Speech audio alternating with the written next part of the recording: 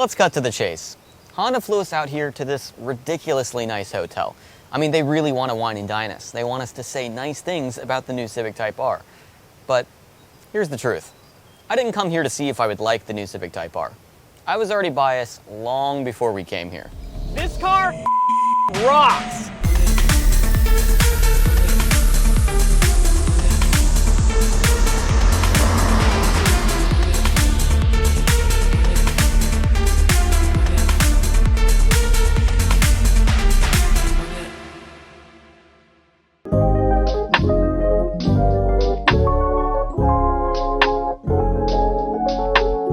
The 2023 Honda Civic Type R, I think it looks amazing. Honda flew us out here to Sonoma Raceway here in Napa Valley, California, which is way too much for me, but I'm here and I get to drive this car, so I can't complain. Everything about the car, I love so far. Everything about this generation Civic Type R is slightly better than the last generation. The brakes on this car are just barely bigger. The previous gen Civic Type R had some cooling issues. Some of our friends were overheating on track, and as a result, they were cutting out giant holes in their hood to help it cool down. Thankfully, Honda has now done that for us. So we have some cooling going through here through the front bumper and then out through the hood, which increases airflow through the radiator. It also has increased exhaust flow and a little bit of sound tuning, so it sounds just a little bit better. And it's got a big center tip. When you put it into R mode, it closes some valves and sends it out the middle, and it's a little bit louder. There's also some controversy on the rear wing. Some people say it should be paint matched to the car. Personally, I like it black because it blends in with the back window, so it's a little bit more subtle, and it is up high enough that it's out of the way of the rear view mirror, and it's very clearly functional, which you can't hate that. Obviously, the new Civic Type R is also wide body, but it's not just stick-on over fenders. It's actually molded into the design. It's very subtle, but it's very muscular. A lot of people were complaining about the last generation Type R having a lot of fake vents. Thankfully, on this design, I think it's a lot more understated and the vents are functional. Inside the car, it's also just slightly improved over the last generation. It has the same great seats, but now they have reduced the weight of these seats by 7%. But it's also got a really nice aluminum shifter here, the red carpet. It's all just very Type R. So Honda has made a ton of very small improvements to an already great chassis, but how does it feel on track?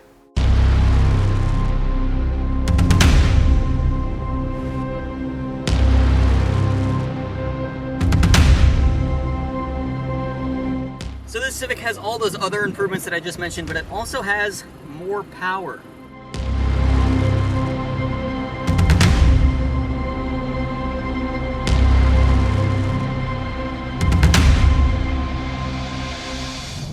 Honda, you really didn't have to treat us like this. I already love this car. It is, it drives actually pretty planted, but it still has enough rotation that you wouldn't expect out of a front-wheel drive car. It's just enough to make you a little nervous. You're not quite sure where that limit of grip is, and it's a lot further than you'd think.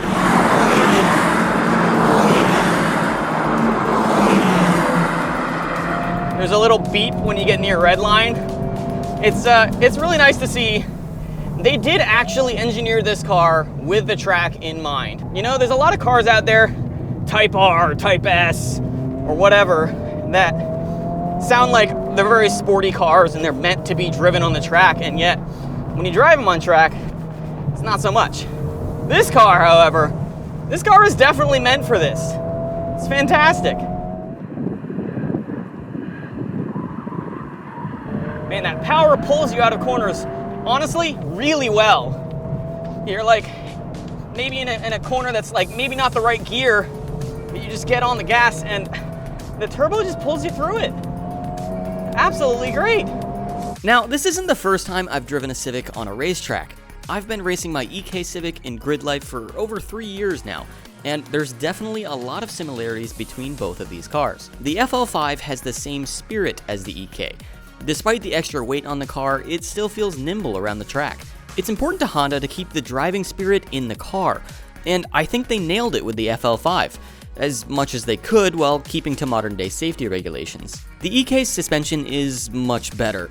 The Fortunato Dreadnoughts are a lot more compliant over the curbing and bumps on the track. It settles the car down much more. Even in the in-car footage with the FL5, you can see how much I'm bouncing around. Little bouncy. I'm noticing as I get the suspension loaded up a bit more, it is bouncing around a bit. So maybe some Fortunato coilovers would be some good improvements. My EK is certainly faster, even though it has less horsepower. It's lighter and it has more cornering grip than the FL5. But that's to be expected when comparing a car that has 3 years of aftermarket development to a bone stock factory car like the FL5.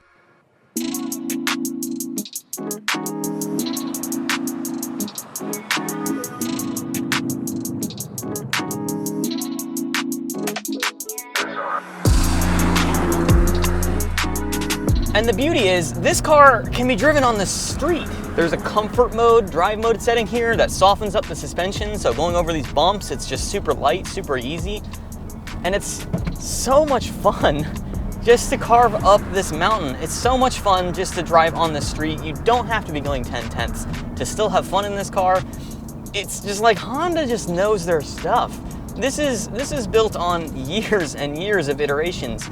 The Civic's been around, the Civic Type R has been around since what, 1997? This is 2023. We're not living in 1997 anymore, and cars are bigger. We have more safety requirements.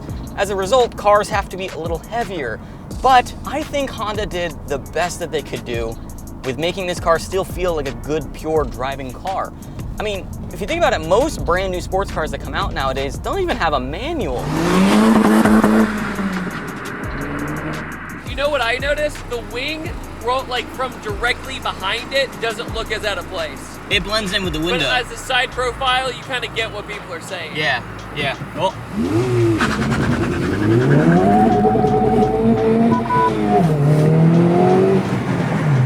A little bit of wheel hop. I absolutely love Honda. That is no secret. I put a freaking Honda engine in my RX-7. I mean, that is commitment, right? And this car, you don't have to do any of that swapping. This car, it's perfect right out of the box. This car is really, really good. I know I'm biased. It was probably pretty obvious throughout most of this video. I was gonna like this car before we even came out here. I like the last generation Civic Type R. I think the styling on this one is a big improvement. I think that was the biggest annoyance that I had with the previous gen Civic Type R, probably why I never owned one. This car, I think, looks good, and it still drives really, really well. It drives almost identically to the previous generation. It's just a little bit better in every area. I think the brakes, honestly, were the most surprising thing. The brakes feel really, really good. The car still feels light and nimble, even though it's a modern car with modern safety. It still has a lot of good, pure spirit to it. It's a big car. We're never getting back to that golden era Honda age of 2,400 pound cars. That's behind us. I think this is as close as we can get to that in today's day and age. I think they did a great job with this car. There are a few things that are fallbacks with this car. I think the suspension could probably use some reworking, but anybody that buys this car is probably gonna put it on coilovers anyway, so that's not really a big deal. And then the other thing I'm kind of annoyed about is the big wheels. I think the last gen had 20s on it, at least we've stepped down to 19s now, but 19-inch wheels are a bit big for this car. The car is fantastic to drive, as you saw on track, and the car is fantastic to drive on back roads and just driving around town. It really is kind of the best of all worlds. I personally have my STI, which is my street car. It's great, it's got tons of power, it's really comfortable. And then I have my track car, my Civic, my gutted, caged car. This car is kind of a combination of both of those. It's the all-in-one package.